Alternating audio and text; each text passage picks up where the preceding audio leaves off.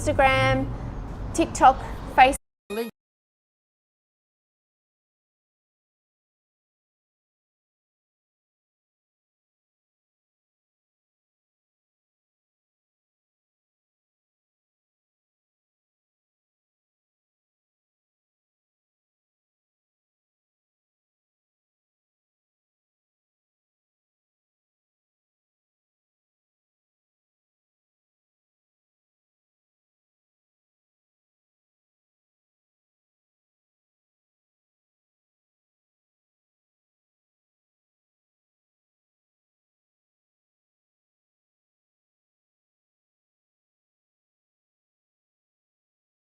We used to supply a berry farm in the Adelaide Hills with deciduous trees, and basically we were creating shade. And a lot of your strawberries seem to be fine in the full sun, but a lot of your raspberries and things like that.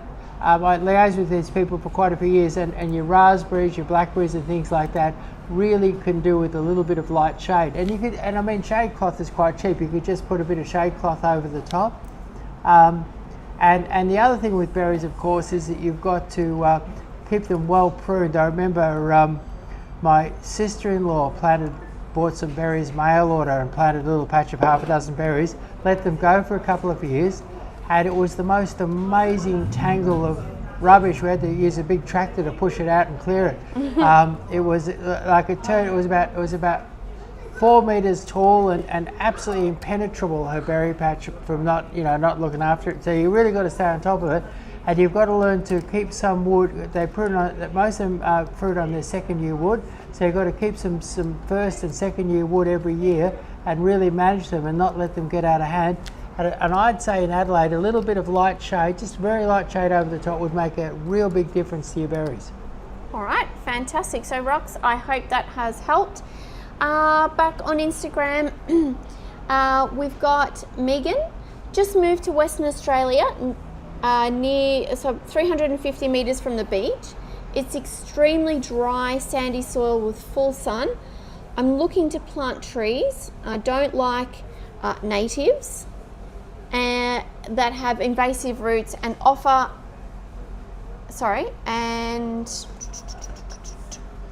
it just got here. So doesn't like trees that have invasive roots. Any suggestions?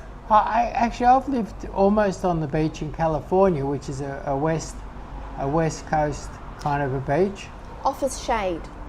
And there was very few trees that did well on the beach. But what I would do if I had to do a garden design in a spot like that, what I would do is I'd take a walk, and I'd look for what was flourishing and doing well. I've been amazed. I've done lots of garden designs on beachfront around the bay in Melbourne, which is nowhere near as tough as what yours is. My first step would be to take a walk, and then you've got some very nice coastal type Mediterranean pines, like your Pinus maritima, a little bit hard to buy, or some good trees that I do know of is your Cupressus macrocarpa, grows right on the west coast, near San Francisco, goes right on the west coast on the beach, and then in the Mediterranean you've got your Pinus maritima and your Pinus pinea, all do very, very well in coastal situations. And if it's not too salty, you can do well with an olive tree. So Cupressus macrocarpa, and you can trim them. They can be a bit boring, but you can trim them into a nice, interesting shape. Pinus pinea, Pinus maritima, and olives are great exotic trees to have in a really tough spot like what you've got there. Fantastic. All right, I think that that's really helpful. We'll head over to TikTok now. Diana says hello. Hi, Diana. And Nick has hit the jackpot here. What is the burgundy tree behind you? Ah, right. Okay, that's it's a Japanese maple. It's about 15 years old. I was out shopping for a bit of stock, and I just could not resist this one. It's one of, I think I'd have 200 Japanese maples in stock right here today, and this is the best looking Japanese. In fact, it's probably the best looking not the biggest Japanese maple I've ever seen, and it's called a Rosso. It's an Acer palmatum Rosso is the variety, and it's very, very red, and it's probably about 15 years old from seed. And what's happened is it's been grafted about 3 times, and it's gone into the most, and having the multi-trunked, multi-branched, multi-graft has made it the most beautiful shape I've ever seen in a weeping Japanese maple. It's stunning. Yeah, and what it is you've got there's very few people that make Japanese maples, and I know most of them that do, and most of them, to get maximum income, what they do is they just get a single stem and graft it, and then you get the odd chap who will get a multi-stem one and do multi-grafts on it, and to me those Japanese maples are works of art. And this fits right in that work of art category. I think it's a beautiful, fantastic tree. The form, the multiple layers to it, not just the branching, but the multiple layers to it is just stunning. Yeah, and it's to do with the fact that, and what's sad is that the people that make these big old Japanese, the big style of Japanese maple like this, most of them are getting on a bit and they're starting to retire, and so it's getting harder and harder to get really nice big Japanese maples like this. Okay, all right. Moving on. So Terry says hi from Indiana. Hi, hey Terry. What else have we got in here? So I'm just going to go through the Instagram chat because they're... Okay. All right. So Megan also wanted to get serious about indoor plants. Says, I'm confused with pot sizes. The pot sizes, the pot size that the plant needs and the pot that it can fit in. Is there a little rule that I should be aware of? Not really. See, one thing that would control the size of the pot, like when you're outdoors on the patio or something like that, what you want is a pot that doesn't blow over. So you would tend to use bigger pots on an outdoor plant. Indoor plants, you can use really quite small pots with fairly large plants in them because you don't have wind inside. And the pot size, like really, indoors you can have really quite a big plant in quite a small pot that you wouldn't have outdoors, and so the rules change as you go indoors, I think. And then a bigger pot will mean longer between waterings. A smaller pot will mean that you need to water more often, and perhaps fertilise a little bit more. But really, there is no hard and fast rule. It's sort of, how does it look? How's it going? Does it need it? Is it yellow? Does it need a bit of fresh potting mix? So really, I think if I was to make, and there's so many different types of indoor plants, if I was to make a hard and fast rule, you'd be doing the wrong thing somewhere. Yeah, and I think typically every now and again you do need to pot something up to a slightly larger size, don't you? That's right. Well, the essence, with a plant, if you stop a plant from growing, it's opening up. The next step for a plant when you stop it from growing is dying. And so often people come to me and they've got a sick plant, and I look at it and I say, well, this plant's not been growing for quite a while, and what you need to do to get it over its sickness is to get it growing. So potting on, watering and fertilising, getting the plant to grow is essential to have the plant live. Like basically, I think that plants either grow or die.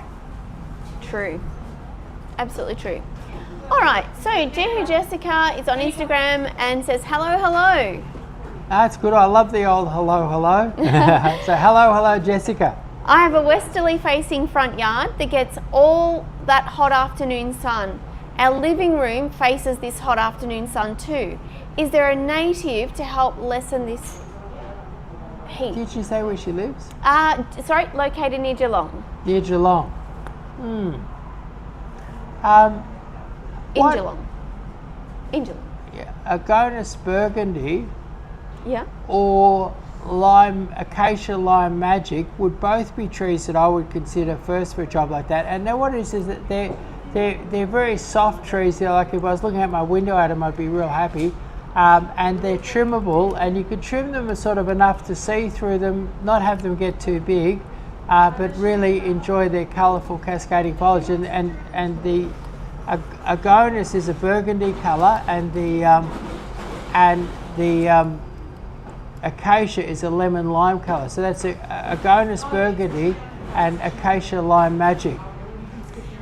Okay, and I will say that burgundy, the Agonis burgundy, I mean, it's got that lovely pendulous foliage, much like the lime magic, but they're two completely different colours, but it's just so graceful. I find it so graceful in my backyard. Yeah, I really like it, and in fact, if you prune them a little bit, you get more of that beautiful burgundy foliage, so they become more colourful if they're pruned a bit. Yeah. All right, so we've got Katie's back. My back fence faces onto a large sound barrier that's very ugly on the highway. I want to put some plants or trees along my fence line that will block the view of the sound barrier. Right. Where? I can't recall where Katie is, but maybe Katie can pop that in the chat. I'll have a quick scroll through and see if Katie's popped that in later on. The main thing that would control me is the sun. A sound barrier is going to be tall, and if you're on Brisbane, that's right. So a sound barrier is going to be tall. If you're on the south side of it, you've got to plant a shade lover, and you could plant something like a blueberry ash. And then if you're on the sunny side, you could plant ficus or weeping lily pillies, and they would do really, really well. So blueberry ash if it's a bit shady, acacia, ficus or weeping lily pilly if it's an open sunny spot. And Katie just said morning sun. It gets morning sun. Morning sun. So your blueberry ash would be lovely, and that has beautiful pink blossom. It's evergreen. It gets big but not too big. Doesn't do anything. Doesn't sucker or do anything terrible. So blueberry ash would be a lovely choice. All right. So next we've got Jay Nearly 91 has joined us from the US. If you were to create a garden paradise on Earth, where in the US would be the best place with the best climate to build it, with the widest variety of flower options? I got an idea, but you go. Yeah. Well, if you went a bit further, the absolute best place on the planet, the place where I've seen the widest range of sort of tropical plants and alpine plants and all different plants going together, is just out of Mexico City. There's a lake out there that the Aztecs or Incas or somebody drained. They turned the lake into a series of islands and farmed it all. And today, nearly every nursery in Mexico is there, and you find alpine plants, tropical plants, deciduous plants, or every type of. Melbourne has a fabulous wide range, and until I went there, I thought that in Melbourne we grew the widest range of plants in the world, because people who have tropical plants and alpine plants and cactuses and everything all mixed up in their gardens here in Melbourne. But just Mexico City, I didn't see much gardens at all. But as I went out to, I forget the name of the place, but it's there's hundreds of nurseries there and the widest range I've ever seen. But apart from that, I'd imagine you'd have to be somewhere West Coast US, San Francisco, perhaps maybe a little bit cold in the winter, maybe heading a bit south of San Francisco, somewhere between south of San Francisco and LA. Okay, would be my thought, because there you've got mild winters, and you've got not really, you got fairly mild summers, and rather like our Melbourne sort of situation. Yeah. What's your thought? Well, I was sort of torn between two places, because the focus was on flowers. I was thinking Hawaii is a great place. But also I was thinking along the lines of somewhere in California. Yeah. All right. I wonder if they put Greenland on their map yet.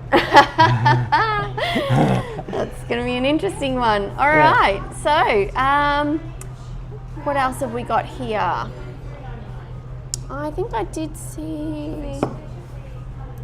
Okay. Oh, yes, that's right. Over here on Facebook. So we've got, so Raven Moffat says, good morning from Melbourne. Terry has said, I have a lot of indoor plants. What is the best way to keep gnats out of the soil? You're good with that. Yes, I am. Right, so Terry, your best bet is to find a soil-free potting mix, a potting medium that you, I think from memory you're based in the US. Definitely here in Australia, there is a chap called Dr. Green Thumbs. You can find him online, and if you're in the US, it's a good site to reference. I think it's drgreenthumbs.com.au, and they specialise in soil-free potting mediums for indoor plants, and they are a mix of different mineral components, different very small mineral aggregates that are very porous, very mineral rich, and provide all the nutrients that your pot plants are going to need. And fungus gnats cannot live in that environment. It's not a nice, humid, easy to navigate environment for them to live. So that is the best option. I don't know what your options will be, outside of Australia, but definitely go and check that out. I'm sure using those ingredients, you could make yourself up a mix if there wasn't somebody doing it. And they are such a worldwide problem. There's bound to be somebody doing it, and if not, there's a great opportunity in the States. That's it. Yeah, there's a big open market, I think. All right, so Paula has asked, why is bamboo so hard to find and so expensive in Perth? I guess bamboo, well, there's a couple of reasons. First of all, it's easier to send plants to Germany than it is to send them to Western Australia. And I think that the West Australian government has set up quarantine or biological barriers to protect the local industry, so that they haven't got, we have much cheaper plants over here in the east, and so that they don't have those cheap plants coming across. It does protect the local industry. It's a sort of an artificial barrier. And the other reason would be that bamboo, the main thing, West Australia is a much hotter, drier place than the east of Australia. And the three secrets of growing bamboo is water, water and water. And so I guess there's not many people really into bamboo in the West because of the amount of water. Like Perth, you see mostly sort of arid style gardens, and not many people would be thinking about bamboo just because it uses so much water. Yeah, and also I think there tends to be a lot of quite sandy soils where nutrient just leaches out of the soil very easily, and you have to keep replacing the nutrient as well. So bamboo, generally, there would be exceptions to the rule, but generally speaking, bamboo is going to be a more difficult plant to grow in the West than it is over here. Yeah. All right, so Anthony's joined us on TikTok. Anthony doesn't have a question per se, but a comment. My grass has been dying, not sure why it gets watered. So let's explore that. Okay, let's talk about watering. I've had lots of people come in and they've got plants and they're obviously exhibiting a lack of water. They've got brown spots on the leaves where they've fried on those hot sunny days. And I say to people, well, you need to give them more water. And they said, but I water it. Now, and what I realise is that there's a general misunderstanding in the community. Most people reckon that if they got a hose and they've got one of them little guns on it and they pointed at a plant and they hit it, that they've watered it. In actual fact, that's not true. I've decided, and I've got the same problem in my nurseries where I had a lot of plants get frizzled in the last few hot days in our growing operation, and I was saying, well, why did this happen? They said, well, we watered it, and it was the heat. The heat did it, and in actual fact, I looked in the bottom of the pot and I saw that the bottom of the pot was dry. And so what I decided to do was make a definition of what watering is so that people could understand what watering is. Yeah. And my definition of watering is using the correct equipment and providing the adequate moisture in the appropriate method at the appropriate time so as to have not have the plant just stay alive, but have so as the plant flourish. Most plants love the heat and will flourish in the heat if you deliver the water with the right equipment, right time, do everything correct, it'll flourish. Plants love heat. Your grass loves heat. So your grass loves heat, but it loves heat and water.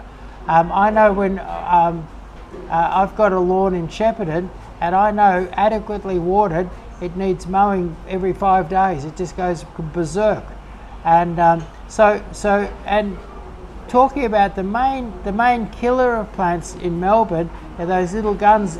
People have a 1/2 inch hose now, and almost everybody has come in with their frizzled leaves on their plants. Oh, water it every day. And they've got one of those little guns. Now, it's a funny thing, those little guns, if you get one of those little guns and you put it in a bucket, what you're going to discover is that it's going to take 1.5 minutes to fill the bucket. That's 1.5 minutes to put out 10 litres. 10 litres when you're watering the garden is nothing. It doesn't even exist. 10 litres just doesn't matter. Yeah. And what's amazing is that if you take and get that little gun and you take it off the end of the hose and you chuck it in the rubbish, which is where it belongs, and you just run the hose and put your finger just to break the water on the end of it. Don't put your finger right over it, but just break the water with your finger. What happens, and then put that in the bucket, it will only take about 45 seconds to fill the bucket. And that means that you've more than doubled your output of water. Now that doubling of the amount of water is what's going to make the difference. Now if the garden's badly dried out, and when it's badly dried out, you can have trouble getting the water into it. It sort of runs around and does funny things but won't go in. And if that's your situation, you'd use some soil wetter. And soil wetter is an agricultural detergent that coats the soil particles, and when the water hits it, it just drops straight in. So basically, there's some ideas. Now with your lawn drying out, you're not enough water, and to stand there with a hose might take too long. You can go down to Bunnings and you buy a socket hose and screw that on, and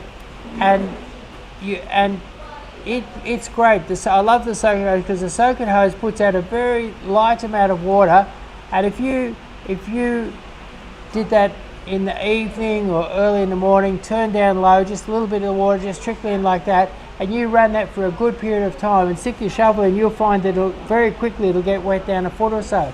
And for your lawn to look good and for most of your garden to look good, you need to have moisture down at least a foot in the ground. And in terms of watering things, like when I was looking at the dryness situation in my growing nursery, I was knocking the plants out of the pots and I was looking at the bottom of the pot, and so although they'd been putting water on it, they hadn't put enough water to get the water to the bottom of the pot, so the plant, the main root system was lacking water. Yeah. And with lawn though, and we don't sell lawn, but we're horticulturists and we know the challenge of keeping lawn looking great. I think a lot of people don't de-thatch their lawn, because every now and again you do need to, you need to spring clean your house, you need to spring clean the lawn, de-thatch, get rid of all the dead stuff that's hogging the light, keeping the light from the blades of grass, and getting in there and adding top dressing it with a 50-50 mix of compost and sharp sand, so that it's got good root, good bedding material to grow into, and also giving it good feed and making sure that it's actually healthy. Yeah. That's half the battle, isn't it? Yeah, it is. Yeah. Now, Chris, for anybody who is having challenges with their lawn, I would recommend 2 Instagram accounts to check out. It's @live_live.laugh.lawn and @lawn tips. They're both on Instagram. They've got great accounts, excellent how-tos, and I definitely would recommend people go check them out for any help with their lawns. I'll put them in the chat so you can find them. All right, next question. Back to JNilly91. He said you're very good, and because we were talking about the most suitable place in America to have a floriferous garden, and he said Honolulu, Hawaii was what my research come up with as well. So that's pretty good. Yeah. All right. Okay, I'm just going to go scroll through this again. Okay, so we've got Anne Rynton. Hi, Anne. What is the plant on the table with the yellow flowers? I think I have that plant, but the buds never progress to flowers. It's Chrysocephalum silver sunburst, and these are the flowers. And I suspect what might be the case is perhaps Anne might have the Leucophyta brownie eye. Yeah. Because that doesn't come with an obvious flower. Yeah. Yeah. That's right. Yeah, and it looks a little bit similar. It's got that Yeah. really silver colour. Yeah. All right. And commonly known as a cushion bush. Cushion bush. And tell us a little bit about that cushion bush and why you like it, Chris, because we do use that quite frequently in our garden designs. Well, the cushion bush is a beautiful, brilliant, bright silver plant, and when I use it, I'll use it with a dark green plant like a cousin-it, and the dark, dull green of the cousin-it and the brightness of your cushion bush look fabulous together. Lovely, bright splash of silver with a sort of a really dull, deep matte green. Looks fabulous. Wonderful.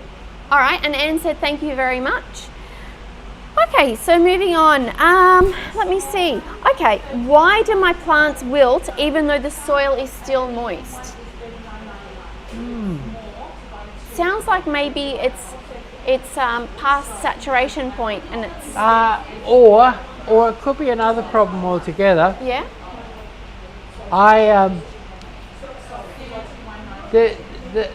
You know the Mad Max house on top of Mount Ridley? Yeah, I know the one. Yeah. Well, I've been looking at it my whole life. right, okay. Well, what happened was that I sold them a vast number of beautiful deciduous trees. Yep. Back in the 80s, and what happened was that my brother was looking for, they wanted someone to look after those deciduous trees. There was a couple of acres of beautiful deciduous garden that we put in there, and you can still see that deciduous garden.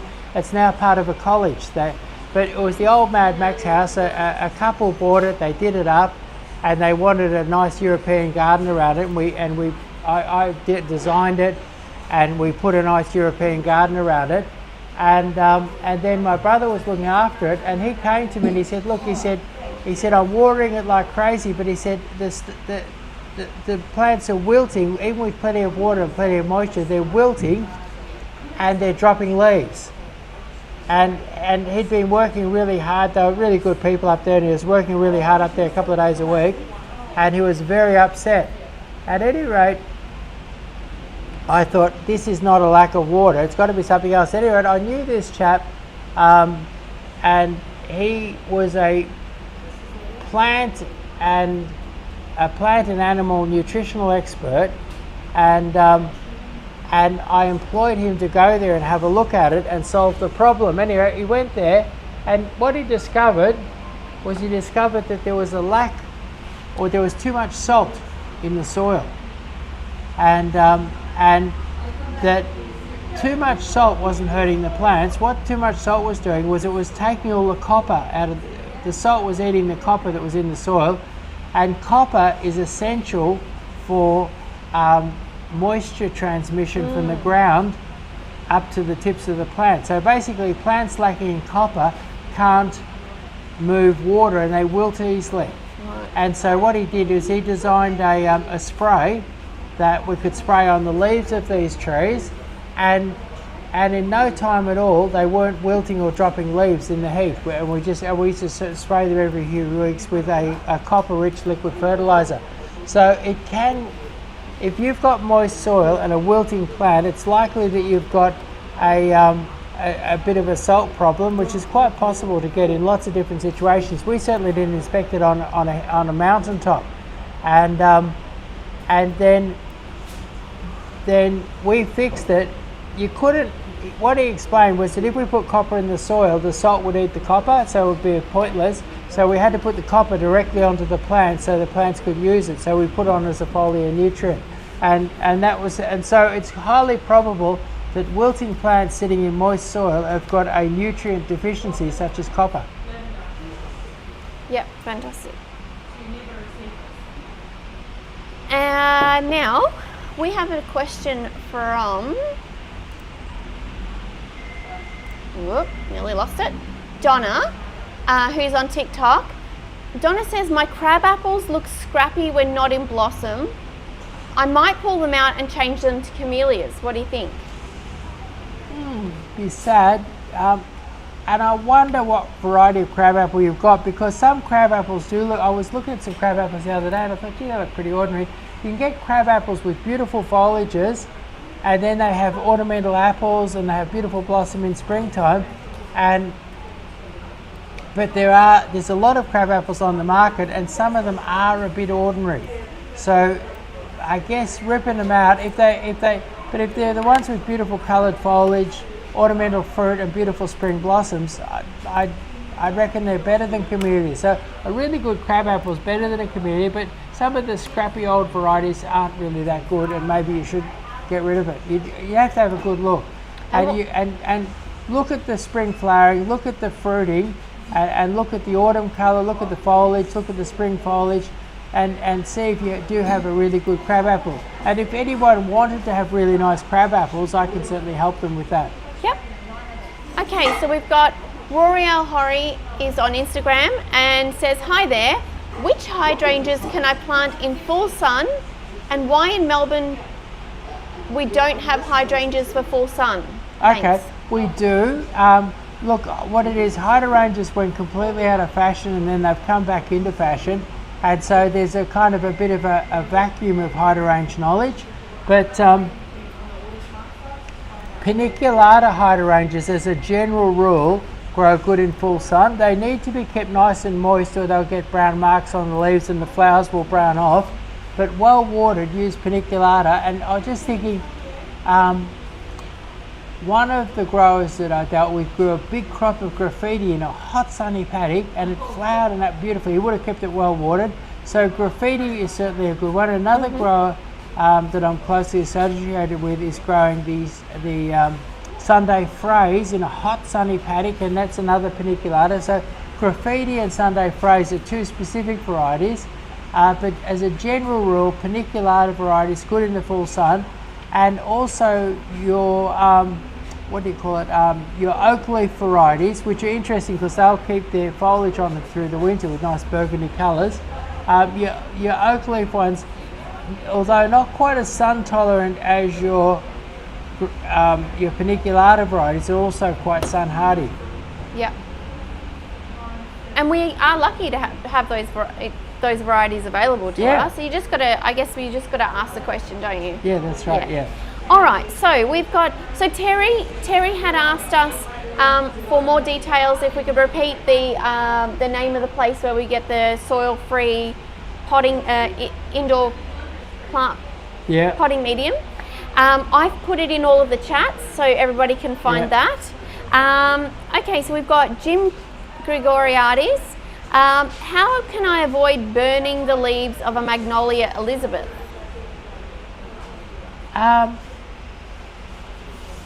I would say that leaves burning on a magnolia would be a lack of moisture. Yeah, right. So I would perhaps if I had a bit of leaf burn from say you're in Victoria, you've had a few hot days, the leaves are burning, cultivate around it and give it a really good deep soak. Get that water down a metre or so in the ground. A lovely slow dripping hose or a slow dripping soaker hose, and get that moisture in nice and deep. And if the soil is a bit is rejecting the moisture, use a bit of soil wetter and then a slow deep soak, and you won't get leaf burn in your Elizabeth. Yeah. Okay. And just going back to Donna, who asked us about the crab apples, why would that be better than camellia? What's the concern about camellia? Look, I think, what I think is that camellias are beautiful in flower. They're a very reliable plant, lovely green foliage. But compared to a really good crab apple, and a good example, I'm just thinking, would be like, I'm having trouble thinking of names, but there's some lovely crab apples that would start off in... No, I'm thinking the purple one, like it's I can't think of that, but I'll think of it afterwards. But anyway, there's crab apples that have purple foliage in spring, followed by sort of mauvey pink flowers, and then purple foliage running on into the summer. They then get reddy purpley fruit, and then they have lovely autumn colour. So you've got where Purple crab. Purple rain. Is there purple rain or a purple? Oh, it's just Mellis purple. What? It's just Mellis purple. I'm thinking there's a beautiful one. I think it might be purple rain or purple. Profusion. Royal raindrops. Royal raindrops. That's what I was trying to do. So royal raindrops. Fabulous tree. Purple foliage in spring.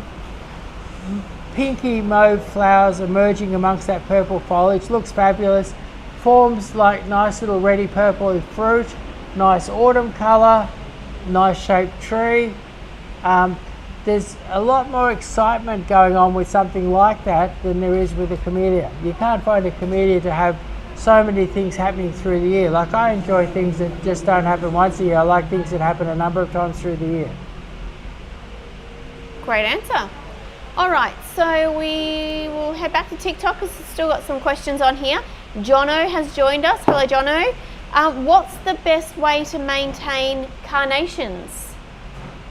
Carnations, well, we do the miniature carnations here, and you've got to clean them up after they finish flowering. You've got to keep them reasonably well watered, but they're pretty hardy, low maintenance plant. You know, 1 or 2 cleans of the dead flowers once a year, and then as the clumps get really big, you split them up and share them with your friends or spread them out through the garden. All right, beautiful. What else have we got? And of course, a bit of fertiliser occasionally, a bit of osmocote or something like that. Harvinder has joined us on TikTok. Hello, hello, hope you're well. My tomatoes are growing wildly, but no fruit or flowers. Miracle Grow. Can't get Miracle Grow in Australia anymore. Really? Oh, it's been outlawed. It's been cancelled. Really? Yeah. Oh. Wow, so what you need in Miracle Grow is a fertiliser with a very, very high phosphorus, with a high phosphorus content. It's potassium and phosphorus. Yeah. Low N, high P, with a low N, high P, and what it does, it gives the plant a toxic shock, stops it growing and gets it flowering. So we're missing some phosphorus and some potassium for the encouraging of flowers to form, the flower formation and setting of fruit. So you might have put too much nitrogen fertiliser in, and the tomato's going, wee, I think I'll grow. And what you want is some more phosphorus, and then think, oh, I think I'll stop growing and start flowering and throw a few tomatoes. And a liquid fertiliser would be fabulous for that. Yeah, it would help. Now we've got our next question is about. I'm going to say this name. I'm probably not going to say it right because every time I keep looking at it, I keep thinking differently. Lophostemon, Lophostemon, yeah. That's it. That one, which is the Queensland brush box, right? Yeah. Okay, so the question is why. Lost the question. Why they struggle when they've been planted, and so Diggs, it would be really helpful to know where you are, so we can determine, like, are you growing it out of its natural range, or so if you could let us know where you are. I'll have a shot at it. First of all, if you're in a very frosty area, like say even up the end of the Yarra Valley, I see the Queensland box being frost affected. And then the other thing is your Queensland box has a fairly high water requirement. So so street tree in Melbourne. So street tree in Melbourne, I'd say if it's struggling, it's not too frosty anywhere in Melbourne, so it would actually be moisture. And what it is they're a Queensland native that is used to a high summer. They're used to a high summer. They're a Queensland native that's used to a high summer rainfall, and I'm sure that if you give it a good deep soak a couple of times every summer, you'll see it starting to really flourish. Wonderful. All right, so we're getting to the end of our time again here. So I'll just quickly run through and see if we've got any more questions. If not, I think we'll. Oh, we've got two more. One more question here,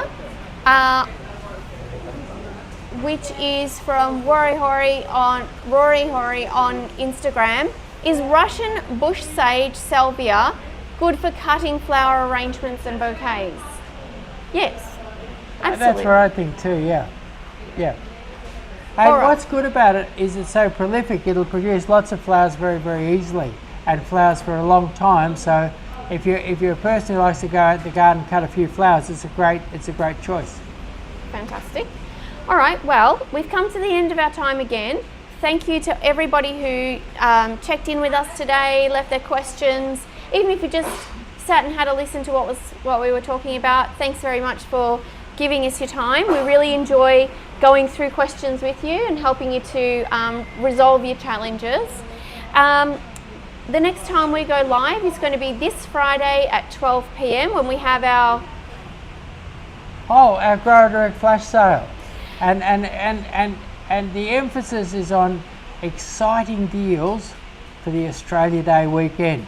Fantastic, and it's going to be a big gardening weekend, I think. Yeah. And the emphasis will be on lamb. It'll be your lamium and your lamb's ears on special, so you could do something very Australian out in the backyard. All right, so we look forward to seeing you again on Friday if you're around. If not, next Monday we'll be back to take more questions live. Yeah, and if you'd like to have a lamb chop while you're shopping for your plants, we'll be frying up a few lamb chops whilst we're having our Grower Direct flash sale. And not only will we be frying up a few lamb chops, but we're going to put a bit of pressure on the growers and get some really sharp deals for the Australia Day weekend, so that you can have and if you're in Friday between 12 and 1, we'll have lamb chops on the barbie. Yep. And so you can wander around the nursery and munch on a lamb chop. Have some lamb while you're looking for your lamium. Yeah. All right, fantastic. Thanks very much, Chris. We'll see you all later. Okay, thanks. Bye. Did we inadvertently